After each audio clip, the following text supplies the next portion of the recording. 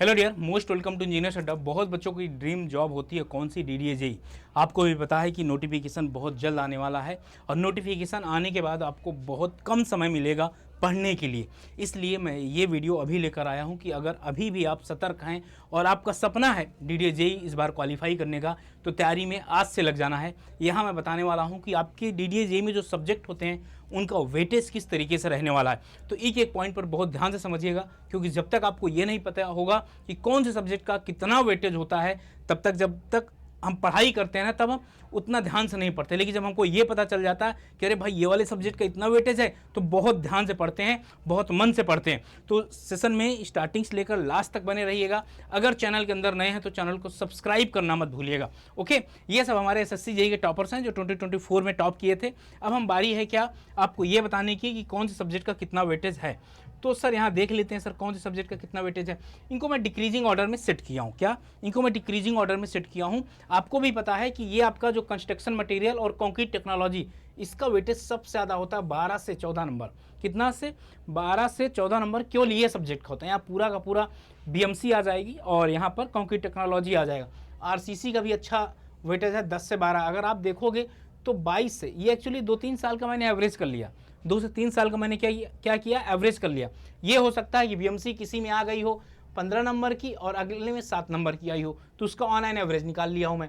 तो यहाँ पर आप देखोगे 22 से 26 नंबर का केवल यही है। ओके, सॉयल मैकेनिक्स अच्छा सब्जेक्ट है 10 मार्क्स का। सोम अच्छा रोल प्ले करता। अच्छा, यहाँ पर डिफ्लेक्शन वगैरह अच्छे लेवल पे क्वेश्चन पूछता है। बीएमडी आप एक मान लीजिए, डिफ्लेक्शन एक मान लीजिए, और इन्वायरमेंट इंजीनियरिंग भी याद। यहाँ पर अच्छे अच्छे सब्जेक्ट पूछेगा, ऐसा नहीं है। इरिगेशन आपका छोटा सब्जेक्ट, बड़ा धमाका 8 से 10, और इसी में हाइड्रोलॉजी भी इंक्लूड होगी, ठीक है ना। Irrigation and hydrology, irrigation and hydrology. हाँ, यहाँ पर और एक चीज़ मेंशन कर देता हूँ, इन्वायरमेंट प्लस पॉल्यूशन से ज़्यादा क्वेश्चन पूछे जाते हैं, ठीक ना। इन्वायरमेंट और पॉल्यूशन से ज़्यादा क्वेश्चन पूछे जाते हैं। सर्वेइंग 7 से 9 और फ्लूइड मैकेनिक्स 7 से 9, डिजाइन ऑफ स्टील स्ट्रक्चर 4 से 6। इसमें इसका वेटेज थोड़ा ज़्यादा देखने को मिला, क्योंकि जनरली कितने नंबर का आता है यार एसएससी जेईई में, 1-2 क्वेश्चन आते हैं। स्ट्रक्चर 1 से 3 आता है। स्ट्रक्चर में डीएसडी के आपका मेनली आता है। तो ये चीज़ें मैं इस वजह से बता रहा हूँ ताकि आप लोग मोटिवेट हो जाएं और पढ़ाई करना स्टार्ट कर दें। अगर नहीं किए तो स्टार्ट हो जाइए, क्योंकि समय नहीं मिलेगा आगे। अगर देखा जाए स्ट्रक्चर आपका हो गया। अच्छा, मैकेनिक्स, यहाँ इंजीनियरिंग मैकेनिक्स जो 1 से 2 मार्क्स पूछा गया है, IXX एंड IYY निकालना ज़्यादा पूछा गया है यहाँ पर, ठीक ना। हाईवे का कम वेटेज है और एस्टिमेशन का कम वेटेज है। ये थोड़ा सा दयनीय स्थिति में। हाईवे एक बड़ा सब्जेक्ट है भाई, हाईवे एक बड़ा सब्जेक्ट है, इसका कम वेटेज देखने को मिल रहा है। और एस्टिमेशन एंड कॉस्टिंग भी एक ठीक ठाक सब्जेक्ट है, 0 से 2, किसी पेपर में आया ही नहीं है, किसी पेपर में 2 नंबर या 3 नंबर पूछा गया। तो ये आपका रहा पूरा सब्जेक्ट वाइज वेटेज, किस तरीके से आप इसको इंपॉर्टेंस दे रहे हैं। तो मैं बता दूं, अगर इंपॉर्टेंस की बात आई तो यहाँ से ऊपर से ही आपको देखो पढ़ना स्टार्ट करना। आप अपने हिसाब से स्टार्ट कर सकते हैं। अब ऐसा नहीं है कि आप इनको पढ़ें ही नहीं, समझिएगा। ऐसा नहीं कि आप ये तीनों सब्जेक्ट को छोड़ ही दें, नहीं भाई, छोटे छोटे सब्जेक्ट जरूर कर लीजिएगा। एग्जामिनर की मन की बात है, हो सकता है इस बार इन्हीं को वेटेज दे दे, क्योंकि पेपर ना आप बना रहे हैं ना हम बना रहे हैं।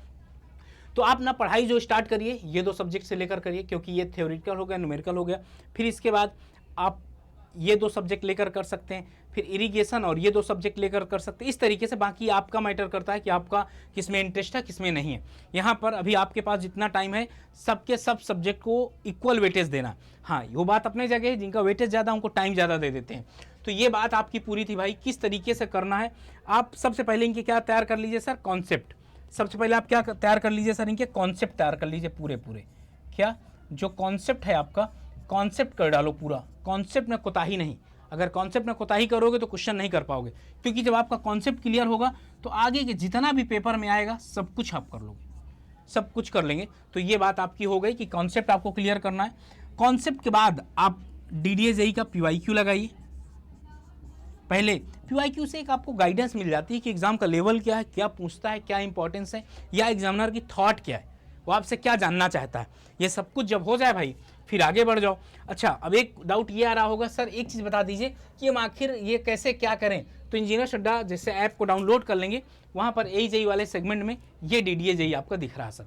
डीडीए जेईई में जाएंगे, ट्रिपल वैलिडिटी है, और यहाँ पर ये वाले बैच में ना डबल वैलिडिटी है। तो आपको बता दूँ ये कितने का क्या पड़ेगा, 2199 रुपया है। आपको मैजिकल कूपन कोड बता दे रहा हूँ, Y5719 लगाओगे 1999 रुपये का पड़ जाएगा। लेकिन मेरा सजेशन रहेगा आपसे क्या कि सिविल इंजीनियरिंग का महापैक लीजिए। यही जब AEJE वाले में जाएंगे, सिविल से हैं तो सिविल का, सिविल इंजीनियरिंग का महापैक, जैसे आप इसको ऑफर में जाएंगे और एक कूपन कोड Y5719 ये अप्लाई करोगे, 2434 रुपये का पड़ेगा 27 मंथ का, ये ज़्यादा परफेक्ट पड़ेगा। टेस्ट सीरीज मिल जाएगा, ई बुक मिल जाएगा आपको, और इसके बाद SSC JEE RRB JEE भी मिल जाएगा। डेली मेरी शाम के 6 बजे क्लास चलती है, वहाँ पर भी ज्वाइन कर सकते हैं कि कॉन्सेप्ट किस तरीके से सिखाया जाता है, ये जानना जरूरी है। फिर से बता दूँ आपको कोई भी PDF चाहिए, आपको डायरेक्ट इंटरेक्शन चाहिए तो टेलीग्राम ग्रुप है मेरा, ये आप देख सकते हैं, इसको ज्वाइन कर लीजिए। अभी कभी क्या करना है, इसको ज्वाइन कर लीजिए, और जैसे आप इसको ज्वाइन कर लेंगे ना, ज्वाइन करने के बाद अगर टेलीग्राम में या कोर्स में इनरोल करने में कोई प्रॉब्लम होती है, कोई समस्या होती है, नंबर है आपके पास, इस नंबर पे कॉल करके सभी समस्याओं का समाधान पा सकते हैं सर। इसी के साथ बाइंड अप करता हूँ, और आई होप आप लोग एकदम फुल डेडिकेशन के साथ पढ़ाई करना स्टार्ट कर देंगे ये वीडियो देखने के बाद। अगर वीडियो बढ़िया लगी हो तो स्टार्टिंग से लेकर लास्ट तक देखिएगा, सेशन को लाइक करिएगा, चैनल को सब्सक्राइब करना मत भूलिएगा। इसी के साथ मैं अलविदा चाहता हूँ। Okay, bye bye, thank you and love you all.